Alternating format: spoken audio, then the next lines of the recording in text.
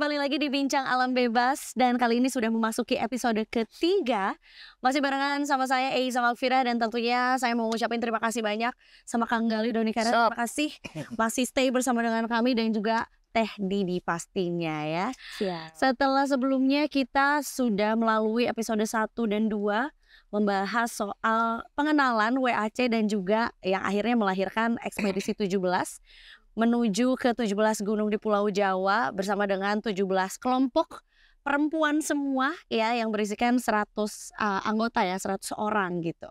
Kemudian juga kita sudah bahas soal persiapan ya, perlengkapan yang mereka bawa dan yang mereka lakukan juga untuk melakukan ekspedisi ini. Nah, kali ini di episode ketiga kita akan membahas soal sesuatu yang tidak boleh terlewat, kalau enggak teman-teman Eigerian nggak akan tahu kalau ini terjadi, yaitu adalah sesi dokumentasi. Ya, dan juga laporan perjalanan karena memang sebetulnya ini masih satu rangkaian ya Kang ya. Dari mulai persiapan gitu, dari mulai perlengkapan juga sampai akhirnya diakhiri dengan laporan perjalanan, mungkin bahan juga untuk Kang Gali dan tim untuk tahu apakah perjalanan ini berjalan dengan lancar gitu ya. Nah, sebetulnya mungkin kalau boleh review dulu gitu ya, kelompok mana atau gunung mana yang pelaporannya paling kece versi Kang Gali dan Teh Didi? Hampir rata sama, polanya sama ya. Cuma kelengkapan dari si pelaku, pendokumentasi sama kreativitasnya. Itu yang membedakan karakter dari setiap gunung. Hampir semuanya sama. Jadi dimulai dari persiapan hampir sama semuanya, melakukan persiapan di perjalanan. Terus ada spot-spot yang tentang budaya, tentang pos penjagaan, bahkan ada yang ngomongin si floranya, termasuk upacara di puncak. Hampir rata-rata semuanya sama. Yang membedakan itu kreativitas dari si pengambil dokumentasinya dan terutama sebenarnya editing sih, pengeditnya. Nah, mungkin mereka ini yang mengeditnya, sehingga jadi kan. Ini juga punya tampilan yang menyenangkan untuk Oh iya. Dan buat saya dokumentasi teman-teman ekspedisi ini mengalir bahkan sampai sekarang. Masih berlanjut terus. Masih berlanjut ya. Si dokumen. Dan itu membuat ngomong horizon mungkin ya. Jadi dokumentasi itu sudah sesuai dengan namanya dokumen. Harus ada dokumen sebagai pertanggungan jawab, satu kepada sponsor, pada regunya, pada diri sendiri, pada pengetahuannya, dua kepada masyarakat, apa yang dilakukan itu menjadi tambahan ilmu pengetahuan buat mereka. Itu sebenarnya intinya. Itu ya. Penting men-checklist itu dulu ya gitu. Nah, ini sekalian aku mau bertanya dan perkenalan juga. Jadi di sebelah kanan aku ada Dea. Iya, kemarin boleh mungkin perkenalan diri kemarin kemana dan akhirnya gimana perjalanannya gitu selama ekspedisi? Perkenalkan, nama aku Dea Saraswati. Kemarin aku dan tim dari kelompok 3 kita ke Gunung Patuha. Sebenarnya gunung yang kita pilih pertama itu adalah Gunung Raung. Tapi karena melihat kondisi tim kami dan keadaan di gunung itu yang banyak resiko gitu, jadi kita lebih memilih untuk geser ke Gunung Patuha gitu. Jadi itu juga berdasarkan suggestion juga ya dari Kang Galing juga, atau kalian yang memang dari awal ganti aja deh? Enggak, karena aku sendiri pribadi udah pernah ke Raung dan di gunung itu nggak ada air sama sekali.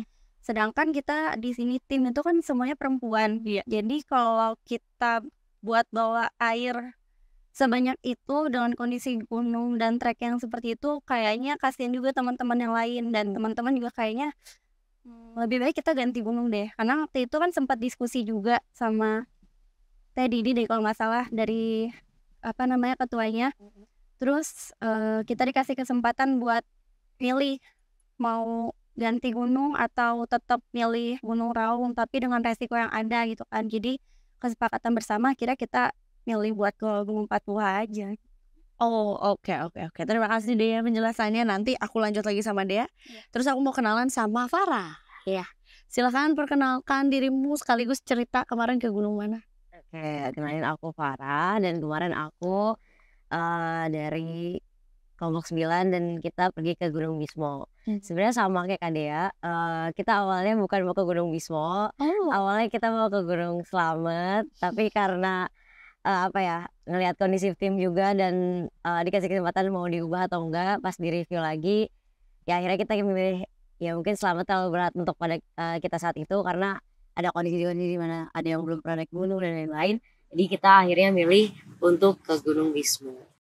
Nah, aku pengen tahu juga selama ini kan dua-duanya berarti punya kasus yang sama nih ya, Kang dan tadi juga bahwa nggak sesuai dengan pilihan pertamanya mereka lah. Kayak mau masuk kuliah ya, ada pilihan pertama, pilihan keduanya juga. Tapi mungkin pada akhirnya diputuskan untuk ke pilihan selanjutnya, ada kendala yang ditemui gitu setelah mungkin melihat oke, resikonya yang pilihan satu lebih banyak. Kendalanya mungkin di Gunung Patuha ini di setiap kalau di gunung-gunung Jawa Tengah itu kan udah di setiap pos itu ada banyak penandanya ya. Nah di Gunung Patuha ini kurang untuk penanda dan sedangkan kita sama sekali belum ada yang pernah ke sana dengan jalur yang kita pilih gitu kan. Jadi kendalanya di situ sih. Terus dari kalau melihat gunung itu di Gunung Patuha itu jarang banget ada pendaki. Pas kita naik aja tuh cuma kita doang, tim kita doang. Jadi iya, jadi Milik mereka gunungnya. kita sempat sempat ditawarin sama warga sana mau dianterin atau enggak. Cuma kan balik lagi karena ini ekspedisinya kita harus kata TDD kita harus mandiri. Jadi ya kita milih nggak apa-apa kita berangkat aja gitu. Kebetulan juga masih terang dan kalaupun ini kan kita ada mapsnya juga kan. Di situ sih kendalanya emang kurang penanda aja sih di Gunung Patuha itu.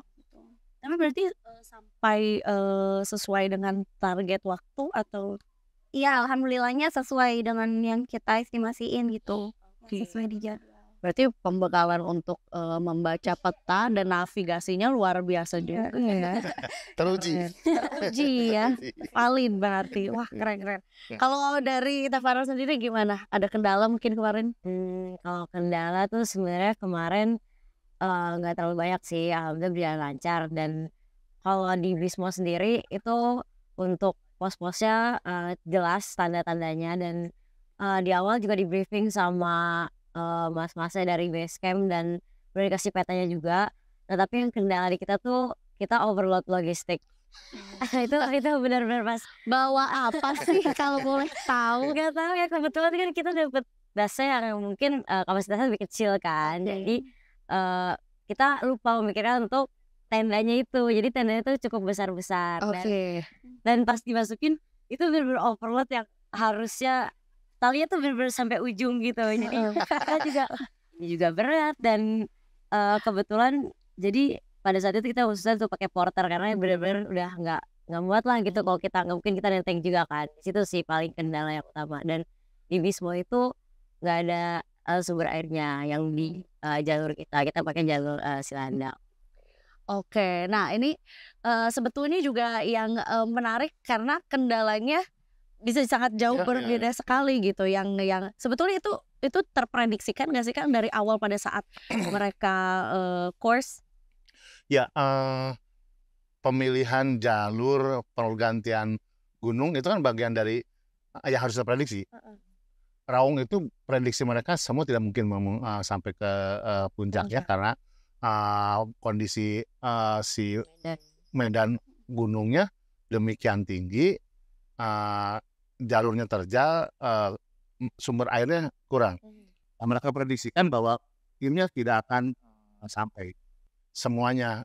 Kalaupun iya, penuh perjuangan. Prediksi itu kemudian mereka pindah ke Gunung Patuha. Patuha itu sebenarnya beberapa jalur. Ada yang jalur paling mudah tuh sejam juga nggak nyampe sampai ke atas. Tapi kan itu bukan tantangan, bukan ekspedisi kalau begitu lewat Kawah Putih itu kan. Akhirnya kita masuk ke daerah mana setelah kemarin? Cipanate itu jalur lama, jalur klasik ke Gunung Patuha. Nah, saya kira bahwa itu kurang petunjuk dan semacam karena memang sudah jarang dipakai. Sehingga pada saat mereka mendaki pun hanya mereka sendiri. Karena kebanyakan Patuha itu dari Sunan Ibu atau dari Kawah Putih. Sehingga itu jalur yang ditinggalkan walaupun masih dipakai tapi jarang digunakan. Nah, prediksi mereka bahwa mereka harus lebih ekstra, saya kira itu pembuktian, ujian bagi apa yang sudah mereka dapatkan di WAC sebetulnya sih. Pengujian materi-materi yang sudah didapatkan gitu ya, praktikan. Karena kalau ada yang sulit kenapa yang mudah ya atau sebenarnya bisa sih gitu ya, kita yang tapi kita cari yang tapi memang itu jadi hal yang penting itu. Informasi dan data yang sudah kita siapkan di persiapan segala macam, jangan sampai kemudian kenanya seperti sekarang pindah jalur. Tapi kan tadi Bismo maupun Patuha masih terprediksi dalam koridor aman kurang nyaman. Aman tapi kurang nyaman. Tapi kan itu perjuangannya di situ ya, dan mudah-mudahan tidak membuat mereka kapok lah. Betul. Kalau dari diri sendiri ada laporan mungkin dari teman-teman mengenai kendala ya perubahan jalur lah, atau mungkin juga sesuatu yang sebetulnya sudah dibekali pada saat course kemarin. Ada juga ya selain Bismo sama itu Cikure ya Kang ya. Awalnya itu mereka jalurnya pemancar. Setelah itu berubah ke jalur tapak jerot gitu. Tapak jerot gitu. Nah itu tuh juga nggak lama ya Kang, perubahan jalurnya gitu. Jadi itu tuh juga salah satu yang juga terjadi tuh sama teman-teman juga kan. Gitu. Mencari jalur kan untuk membuktikan bahwa jalur tapak jerot itu zero waste jalur. Jadi sehingga kita sarankan kalau pemancar itu kan jalur yang tanpa bonus, nanjak terus. Tanpa bonus. Nah kemudian kita arahkan karena beberapa teman pengelola tapak jerot itu ngasih tahu bahwa mereka sedang memperbaiki jalur, tolong dicek sekaligus di komentari tentang jalur yang mereka buat, terutama untuk sampahnya.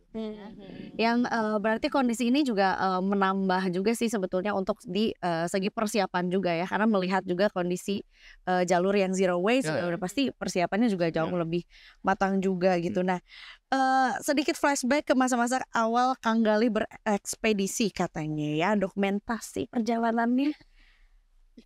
Zaman dulu dokumentasi itu dihitung betul skenarionya. Film itu kan masih role negatif, role positif.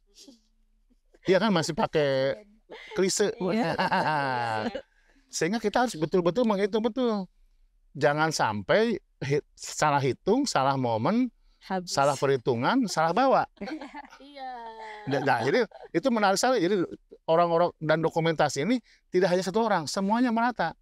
Jangan sampai dokumentasi misalkan parah gitu ya di dokumentasi. Tiba-tiba dia ada kendala gitu. Nah kita juga sama. Jadi ada pocket kamera SLR di samping Handycam. Itu semua bergantian dan semua harus punya kemampuan dasar memotret, mendokumentasikan. Nah skenario itu dicek, dicatat betul. Roll 1 itu pemberangkatan atau di bandara. Nah, slide kedua atau film kedua pelepasan, pemberangkatan, berdoa di bandara, terus hitung. Naik pesawat, di dalam pesawat, satu sehingga kemudian muncul hitungan misalkan 200 take. Jadi 200 bagi 36 kan menjadi sekitar 6 roll, 8 roll gitu kan. Nah 8 roll itu dibagi negatif atau positif. Wah, nggak bayang yang sekarang nggak bayang. Terus memasukkan si roll itu ke dalam kamera itu betul hati-hati. Ya sampai lost gitu. Udah kemana-mana, Allah masih mau belum nyangkut gitu. Itu menarik. Jadi dokumentasi zaman dulu itu penuh perhitungan. Kalau sekarang kan cari aja sekian banyak, ambil 1, 2, 3. Kalau dulu mah enggak. Satu gagal, aduh nambah lagi nih, harus diulangi lagi. Dan dicatat dengan baik.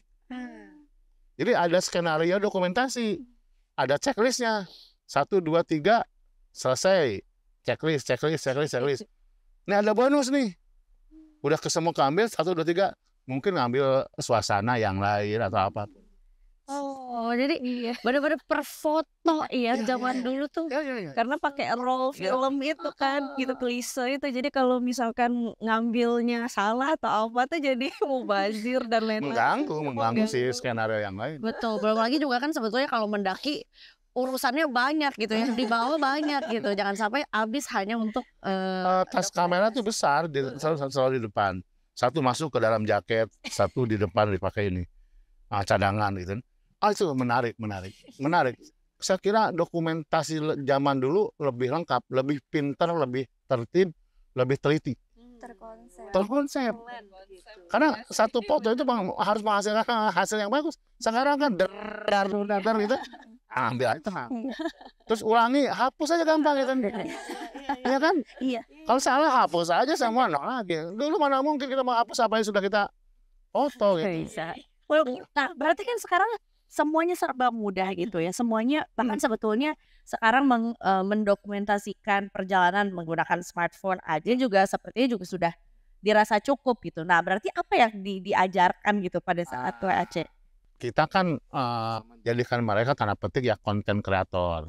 Sehingga yang kita hadirkan itu dokumenter yang mengetahui zaman dulu dan kekinian. Makanya kemudian dipilihlah para jurnalis, fotografer, videografer yang karyanya nyata diakui halayak banyak. Makanya kita untuk dokumentasi selalu menggunakan teman-teman media. Pertama, Nat Geo.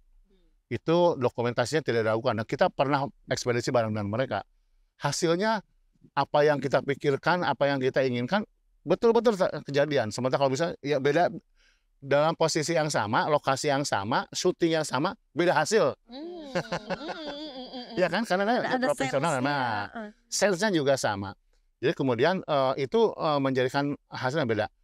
Teman-teman Geo, baik foto, tulisan maupun video. Kemudian rekan-rekan Kompas Media, Gramedia Group itu termasuk Geo, itu menarik. Jadi beberapa kejadian, kegiatan kita diliput mereka hasil bagus. Media Indonesia, itu ada Brian, ada Didi Kasim, ya ada siapa? Karina tuh. Karina. Terus nah, di Bandung kebetulan ada beberapa teman yang juga di-hire menjadi egerpren Kang Dudi Sugandi. Dia berpengalaman membuat si dokumentasi menjadi sebuah pelajaran hasil yang detil yang bagus. Yang terbaru anak-anak sekarang yang konten. Kita hadirkan konten kreator kemarin kebetulan Purki.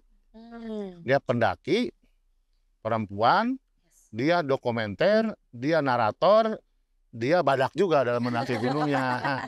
Jadi dia sudah lengkap, seorang perempuan inspirator yang menghasilkan dokumentasi sehingga menjanjikan mereka. Jadi kalau mereka beralasan tidak diberikan pengetahuan atau hasilnya kurang bagus, artinya mereka tidak berlatih dengan baik gitu. Iya, harus mudah diberikan materi. Kang Dudi, saya kira mereka bisa punya kesannya. Purki juga sama. Bagaimana mereka menyajikan, membuat pengetahuannya, dokumentasi menjadi hal yang menyenangkan. Sebagian satu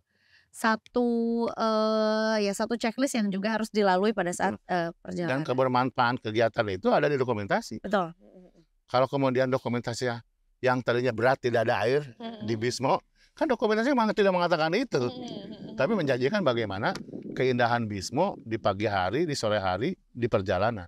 Demikian di Patuha, saya kira Patuha banyak spot yang menarik. Nah, salah satu goalsnya juga dari ekspedisi 17 itu adalah ketika mereka muncak itu mengibarkan bendera merah putih juga di tanggal 17 Agustus, dan itu adalah salah satu bagian dari pendokumentasian juga gitu. Untuk beberapa gunung memang memungkinkan untuk live streaming gitu ya, karena ada sinyal dan kondisi cuaca yang memungkinkan juga. Aku pengen tahu dari Dea juga di Gunung Patuha, termasuk yang salah satu yang streaming juga ya? Iya, kebetulan kita bisa streaming di atas. Kita sebelumnya nggak dapat informasi kalau di Puncak Rama itu ada sinyal apa enggak, karena minim informasi banget sih Patuha itu. Terus pas begitu nyampe, lucunya ceritanya itu kita nggak tahu kalau ternyata kita udah sampai di Puncak Rama itu. Kita semua benar-benar kaget di puncak. Iya. Jadi itu ada 2 percabangan. Kalau lihat di maps itu puncaknya itu harusnya sama-sama bisa lewat situ, cuma kita ngelihat yang sebelah kanan ini mungkin lebih lebih cepat gitu. Akhirnya kita pilih yang ke kanan kan. Ada di lahan kosong gitu, kita tadinya mau istirahat di situ, pas kita balik badan ternyata di pohon itu ada pelang Puncak Rama. Nah, makanya ternyata kita udah sampai di situ. Jadi pas dicek sinyalnya pas kebetulan banget itu di jam lagi live streaming kan, akhirnya kita info ke grup, ada sinyal kita info, ya udah kita bisa ikut live streaming. Oh, padahal tadi mau minta ya 1000 meter lagi gitu kali ya. Jadi itu menarik sih ya, ketika lagi istirahat terus kayak loh ya, itu udah sampai. Kebetulan itu pas banget aku lagi ngevideoin. Oh, Jadi kagetnya pas momen natural kagetnya dia video. Iya. Terus yang di Bandung itu yang menyaksikan salah satu penyebaran, gimana tuh perasaannya tadi? Ya pasti sangat bangga ya, mereka tuh bisa mencapai puncak dengan selamat sih itu.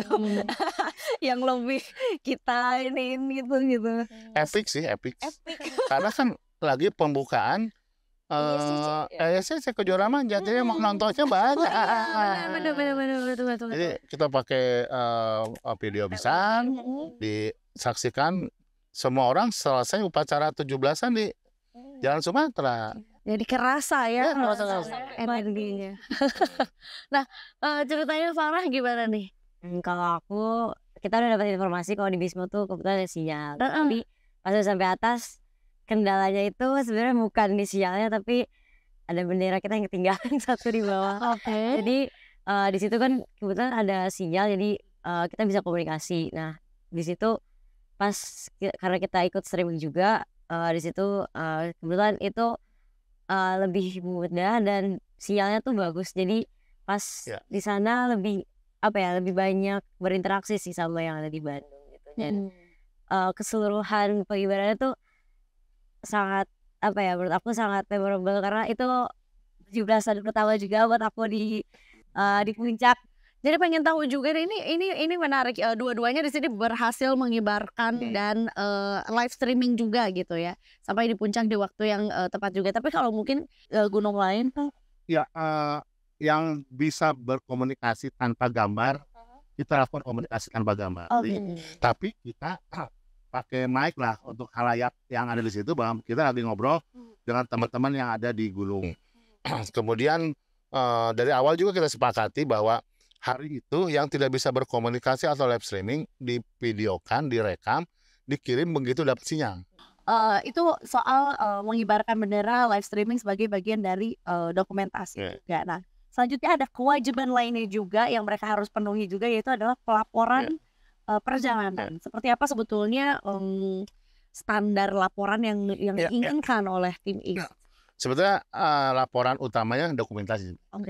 Tapi kan ada kronologis perjalanan.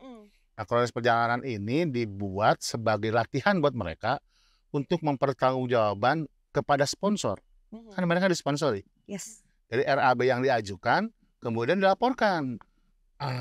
Untuk ini RAB-nya ini, realisasi ini, plus minusnya, kekurangannya ini. Itu menjadi laporan keuangan. Kemudian laporan kegiatan itu ROP, rencana operasi itu sesuai atau tidak. Hari pertama sesuai perjalanannya sesuai dengan rencana operasi atau enggak. Kalau tidak, apa alasannya? Kalau sesuai dengan rencana, silahkan. Jadi sebenarnya lebih cenderung bagaimana si rencana itu kenyataannya benar atau enggak. Rencana kita tuh baik atau tidak. Rencana kita itu sesuai atau tidak dengan kenyataan yang dilaksanakan. Karena kalau enggak, kita bisa leluasa bebas aja gitu, tanpa rencana, tanpa di pendakian mau istirahat di mana, mau nginep di mana, bebas-bebas. Tapi koridor ROP itu sebenarnya untuk keamanan kenyamanan, sehingga kita sarankan jam 4 itu teman-teman harus mulai sudah berhenti berkegiatan dan pasang tenda untuk memudahkan kita dalam preparing shelter untuk tempat perlindungan, untuk memasak dan lain-lain. Baru kemudian besok paginya karena mengejar si upacara dan proklamasi, kalau enggak kan bebas-bebas aja gitu, mau jam berapapun. Jadi laporan perjalanan itu sebagai bentuk perjalanan agar mereka dipercaya kembali apabila mengajukan proposal. Dan kemudian yang kedua, kebermanfaatan kegiatan itu menjadi dokumen file buat kami, Eger, apabila ada lagi teman-teman atau teman-teman toko, teman-teman konsumer Egerian yang mau ke Bismo, mau ke Patuha, mau ke Argopuro, mau ke 17 gunung yang kita daki, itu ada di masing-masing toko dokumentasinya, 17 gunung tadi, data informasi. menjadi bagian toko yang tidak hanya jual produk tapi jual informasi. Nah, kemudian setelah si 17 laporan ini kan akhirnya bisa diakses juga ya sama Egerian juga. Ini sangat terbuka kalau Egerian mau tahu juga soal ini. Apa yang apa nextnya gitu, yang akhirnya bisa berangkat dari hasil laporan dari ekspedisi 17 ini kan? Ya, jadi promosi ke produk. Pasti ya. Promosi ke perusahaan. Cewek-cewek jadinya kayak valid nih. Ini mau dipakai ke gunung yang mana, mau dipakai yang rutenya panjang, pendek, cuaca seperti apa gitu. Artinya gini, tadi kan kemampuan, pengetahuan, keterampilan, sikap para pelakunya, para ekspeditor dan para penagihnya. Nah, kalau berikutnya buat Eger sebagai perusahaan membuktikan bahwa produk Eger itu terutama untuk cewek cocok dan sesuai, aman dan nyaman dipakai untuk berekspedisi, untuk berkegiatan yang kegiatannya sehari, 2 hari, 3 hari, yang volumenya disesuaikan dengan durasi perjalanan tadi. Nah, buat Eger berikutnya artinya riset kita akan berlanjut. Mungkin dengan menempuh Sumatera, menempuh Kalimantan, menempuh Sulawesi atau Papua, serial perempuan yang ke sana. Jadi masukan dari testimoni dari teman-teman yang melakukan ekspedisi ini terhadap produk itu bagian dari laporan pertanggungjawaban juga kepada testimoni produk akan menjadi produk knowledge nantinya. Perempuan itu cenderung lebih ekspresif, ya nggak sih? Kita punya 1000 cara lah ya kalau dibandingkan Kang Gali mungkin mengakui juga ya bagaimana kalau kita memang sebagai perempuan tuh punya banyak cara lah untuk mengekspresikan ya apa yang ada dalam pikiran kita juga gitu. Apakah sebetulnya sekarang ekspedisi 17 nih ya kan Teh Didi dan juga Kang Gali itu menerima dokumentasi berupa foto, video dan lain-lainnya juga berupa teks dan segala macam. Apakah jadi lebih ekspresif gitu? Ada istilah-istilah yang sebelumnya belum pernah dipakai para ekspeditor atau mungkin juga ada ekspresi-ekspresi yang oh ternyata begini lah kalau 100 perempuan disuruh berekspresi di bagian dokumentasi perjalanan gitu. Ya, kalau dari dokumentasinya sendiri ya banyak berbagai macam gitu ya dari foto dan video mereka. Banyakan selfie nggak? Oh enggak. Banyakan selfie juga. Tapi dari itu juga kan sebenarnya dari kita pun kita juga ada sheet ya, survey sheet ya. Jadi apa-apa aja sih yang harus diambil ketika di perjalanan tersebut sehingga tuh masih di dalam koridornya. Jadi karena kan memang kita ada beberapa data yang kita butuhkan kan. Tadi kalau Kang Gali bilang manfaat dari dokumentasi itu salah satunya itu karena kita pengen tahu kondisi terkini si gunung tersebut gitu. Ini aku mau tanya juga sama Dea juga, berarti kamu sharing di sosial media pribadi juga gitu. Ada yang bertanya nggak? Kebetulan banyak banget yang nanya. Iya kebetulan banyak banget.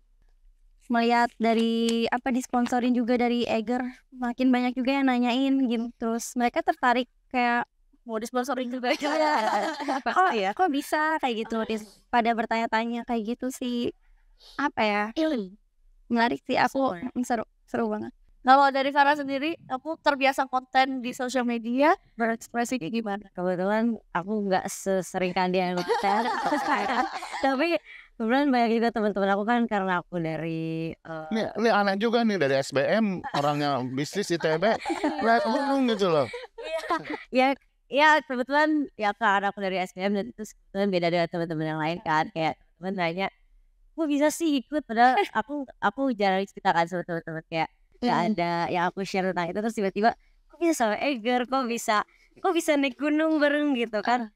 Terus mereka nanya gimana caranya, terus kalian tuh prosesnya kayak gimana gitu kan. Terus pas aku share, oh ternyata gitu, tapi itu kan juga ada kayak seleksi dan lain-lain kan, dan itu membuat mereka kayak kayak ya mereka bilang seru pengen ikut juga, tapi ya itu baik lagi dengan ya ada seleksi dan lain-lain itu.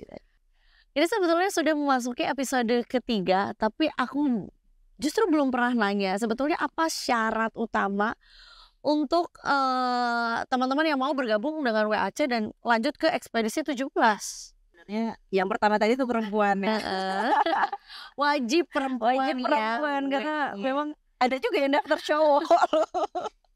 Jangan ya ngaku-ngaku ya pakai jilbab gitu. Aduh. Iya, jadi yang pertama tuh perempuan. Kita kan juga kemarin tuh ada batasan umur juga ya gitu. Lalu yang ketiga itu pengalaman dalam berkegiatan outdoor. Nah, yang keempat tadi domisili ya kan ya. Iya. Jadi WAC ini kan pengalamannya panjang juga. Betul. WAC pertama itu diselenggarakan di Prau. Gunungnya tidak terlalu tinggi, kemudian inspirasinya banyak. Kemudian karena memperingati Kartini, selalu diakhiri dengan mendaki gunung bareng, di puncaknya pakai kebaya. Ganti pakai kebaya, itu kan sehingga dipilihlah gunung-gunung yang terlalu tinggi. Kemudian WAC itu juga berpindah-pindah. Yang pertama itu di Prau, kedua itu di Penanggungan, Jawa Timur. Terus ketiga itu kalau nggak salah di Ungaran. Oke. Nah, syarat itu menjadi bagian dari kita menyeleksi peserta. Nah, peserta yang dekat dengan kawasan itu juga menjadi bagian dari seleksi kita. Dan kemudian pengalaman itu tidak hanya bagi mereka yang punya komunitas dari Mapal, tapi siapapun yang melakukan perjalanan itu kita jadikan seleksi juga. Oke, nah tapi mungkin Kang Ali ini kan juga kita tayang di YouTube yang juga mungkin mostly adalah awam juga dan akhirnya tertarik nih. Pengen juga dong ikut ekspedisi gitu atau mungkin juga berkegiatan di luar ruang bersama dengan Eiger juga. Tapi mereka ya bukan bagian dari komunitas pecinta alam misalnya atau ya, ada beberapa program yang sebenarnya diperuntukkan untuk mereka. Dan selama ini kan program yang kita buat itu untuk teman-teman Eigerian, untuk pengguna produk Eiger. Dari edukasi itu ada kecabangannya. Mudah-mudahan tahun depan lebih banyak lagi. Selain WAC khusus perempuan, ada WJC, ini lebih teknikal, jungle survival khusus perempuan. Ada mountain jungle course, ada survival camp, ada navigasi camp, ada journalistic camp, ada medical camp, ada hanging camp. Ada mendaki gunung bareng legend, ada ikut mendokumentasikan kegiatan bareng legend, ikut patroli mungkin nanti dengan teman-teman yang peneliti harimau, ada patroli khusus mungkin dengan para ini sekarang yang lagi viral, petugas karhutla, bagaimana membuat sekat bakar dan segala macam. Jadi itu sebetulnya media-media yang bisa diikuti oleh para Eigerian. Ini kegiatan dari Eiger juga melihat salah satunya ya, melihat tren dan kebutuhan dari Eigerian juga. Karena dulu mungkin nggak sebanyak ini juga ya kan ya.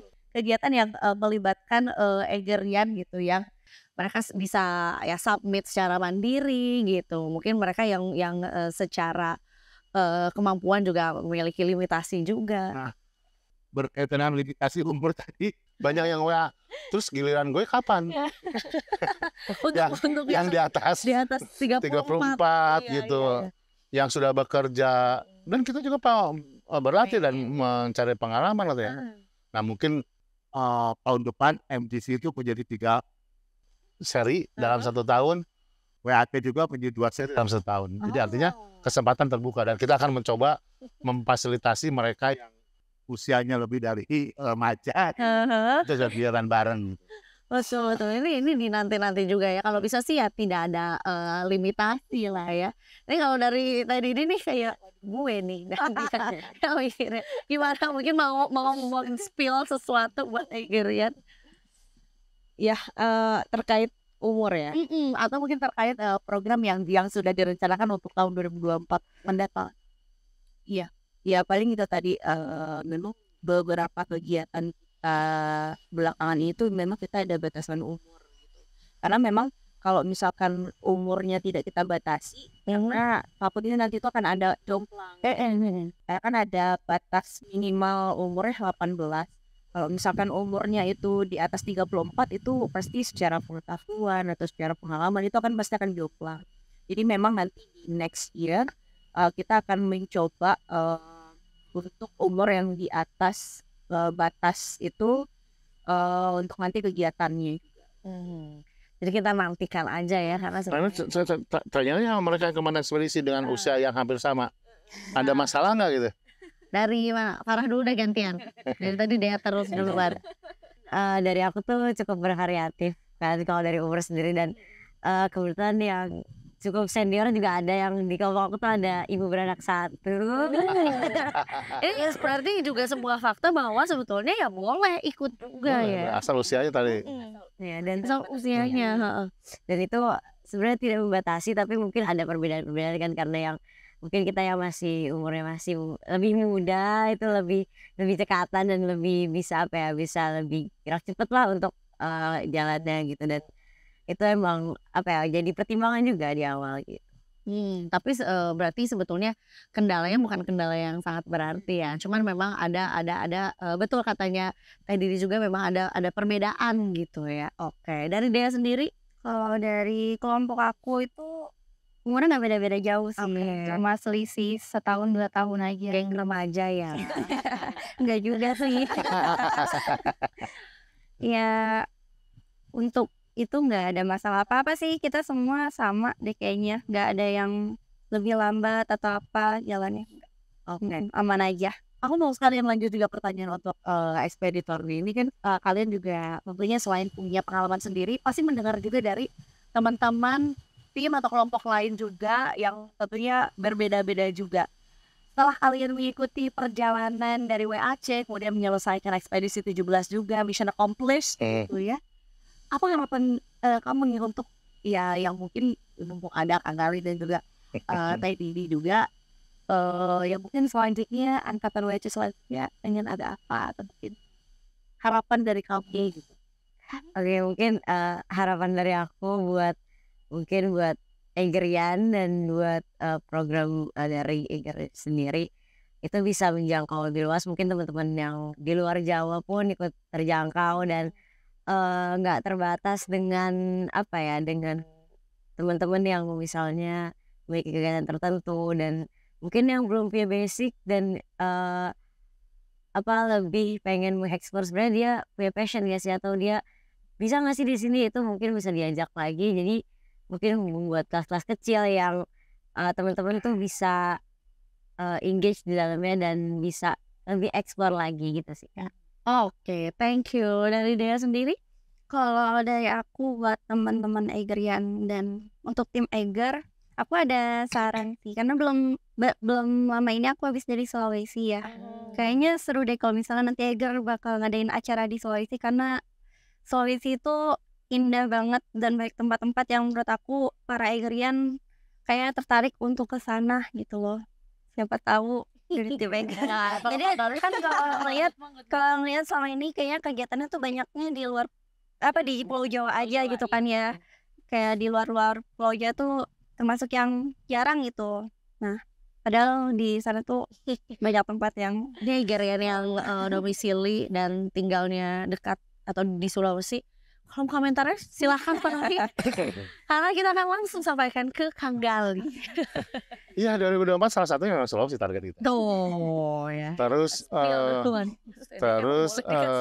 program lainnya kayak adopsi gunung, kita kan masuk ke Sulawesi tahun depan. Terus kan kemarin Jawa Barat, Jawa Tengah kemarin MGC, mungkin Jawa Timur atau nyebrang bahkan ke Lombok, Mataram sana gitu. Jadi dinantikan aja. Iya, saya kira kan begini. Kemarin kenapa kita menahan diri tidak keluar Jawa itu karena pandemi kan. Betul. Izin kegiatan pun baru tahun ini yang agak leluasa, bisa 80 orang, bisa 100 orang. Sebelumnya hanya dibatasi 30 orang. WAC 2021 30 orang. Agak sepi ya gitu ya. Tapi itu menarik juga di Burangrang. Mendatangkan inspirator kayak Uki Wardoyo, Abed, terus siapa lagi? Dr. Rati itu khusus justru lebih spesifik membahas higienitas perempuan. Seru, jadi kelas private ya. Betul. Jadi sebetulnya teman-teman WAC yang 2021 tuh sebetulnya bukan sepi tapi VIP. VIP karena mereka sharingnya pasti baru pandemi baru masih ujiannya pun ke Satgas Covid. Berapa instansi kita. Tapi kalau nggak begitu kita tidak akan memperlihatkan bahwa kita harus siap menghadapi itu semua, tidak ada kegiatan. Nah, kemudian tahun berikutnya baru ke 50 dan tahun ini baru 80 sampai 100. Jadi bukan kita kemudian menahan diri, Terus kenapa sih tidak melebihi dari 100? Kita mempertimbangkan sekali daya dukung kawasan. Jadi kalau kita lebih dari 100, kebayang nggak? 1 kali BAB aja kan ada 100 orang. Iya kan? 5 hari gitu kan, kali 500 gitu. Kalau gali lubang kan berarti 500 lubang. Dan kita melakukan kegiatannya di musim yang aman, kecuali survival tadi, agar memberi kesempatan kawasan itu merehabilitasi dirinya sendiri, agar mereka tumbuh dan kembali normal sih kawasannya. Betul ya, jadi dijedain dulu lah ya gitu. Tapi ya ini menarik untuk melihat WAC berkembang terus juga, memberikan semangat untuk para perempuan juga, memberikan banyak inspirasi juga, makin banyak yang terlibat tentunya juga energinya semakin terspread lah ya gitu ya. Karena pasti juga aku yakin juga ada ekspeditor juga menyebarkan kepada circle-nya, menyebarkan kepada lingkungannya juga mengenai apa yang sebetulnya mereka dapatkan dari ekspedisi ini gitu. Nah terakhir mungkin bisa kasih last statement penyemangat untuk Eger ya, terutama perempuan yang baru mau memulai ya menjadi penggiat luar ruang. Dari Kang Galih mangga untuk para perempuan di Indonesia.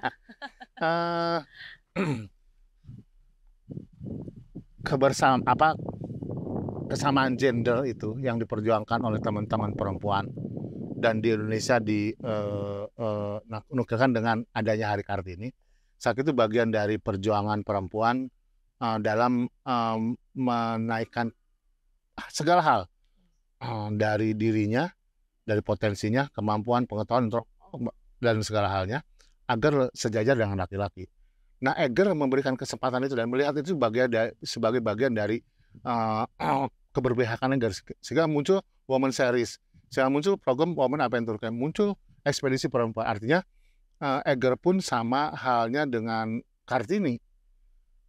Bagaimana kemudian mewujudkan bahwa perempuan Indonesia bisa mampu sejajar dengan laki-lakinya, bahkan tidak hanya di dalam negeri, tapi sampai ke luar negeri. Jadi kesempatan Egerian untuk melakukan kegiatan bersama terbuka luas. Bantu kami, dorong kami juga untuk melahirkan program-program kreatif yang berpihak kepada perempuan. Mungkin keluarga dan mungkin juga nanti sumbangsinya bagi bangsa ini dalam memberikan kesempatan melihat betapa indahnya, luasnya Indonesia yang kaya raya dari budaya, dari seni, dari bahasa, dari lokasi yang belum dinikmati oleh banyak orang. Nah, mari bersama Eger kita bersama-sama menyusun programnya. Siapa tahu ekspedisi jalur misalkan batik Indonesia, ekspedisi tenun Indonesia, ekspedisi selendang Indonesia. Bagaimana kemudian kita membuat itu dalam suatu perjalanan yang menggabungkan antara adventure dan budaya, antara adventure dan konservasi gitu. Ada beberapa orang yang bercatatan saya, seperti halnya Butet Manurung, dia mengabdikan dirinya di Sekolah Rimba di Jambi. Nah, siapa tahu kita berkesempatan ke sana menimba ilmu dari orang-orang yang sana tentang kearifan lokal. Itu ekspedisi tersendiri.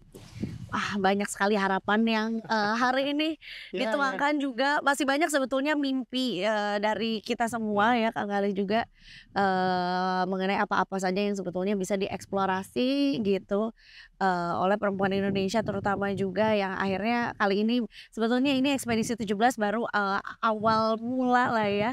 Salah satu awal mula perjalanan juga untuk mengajak atau meningkatkan semangat dari perempuan Indonesia juga untuk bisa lebih mengeksplorasi lagi juga gitu. Dan mudah-mudahan tentunya ini sudah 3 episode kita ngobrol soal ekspedisi 17. Aku sih personally berharap akan ada lagi ekspedisi-ekspedisi lainnya juga, atau mungkin program-program lainnya juga yang memang tidak hanya membuktikan bahwa Women Series-nya Eger ini cocok untuk segala jenis wanita di Indonesia, tapi juga tentunya juga membuktikan bahwa sebetulnya segala jenis wanita Indonesia juga bisa menaklukkan atau mungkin bisa juga mengeksplorasi dengan aman dan juga nyaman gitu. Nah, mudah-mudahan juga bisa memberikan inspirasi juga buat yang nonton dan tentunya Ini yang bisa kami semua ceritakan juga. Jadi terima kasih juga buat para ekspeditor. Salam buat ekspeditor lainnya juga ya, yang mungkin nggak mungkin kita ajak ngobrol satu-satu ya, karena ada 100 ya. Tapi tentunya juga aku terima kasih sekali. Kang Galuh juga terima kasih banyak. Waktunya, tenaganya, energinya. Ini sampai energinya juga luar biasa sekali nih hari ini. Sama-sama semangat seperti kita juga yang mudah-mudahan juga tetap semangat terus ya. Oke deh, kalau gitu waktunya aku untuk pamit. Mohon maaf kalau ada salah-salah kata juga untuk Egerian. Dan tentunya eksplorasi terus, cari tahu terus di program kesayangan kita Bincang Alam Bebas, yang tentunya masih akan hadir dengan tema-tema lainnya juga. Waktunya saya Iza Malvira pamit dan salam lestari. Salam lestari semuanya.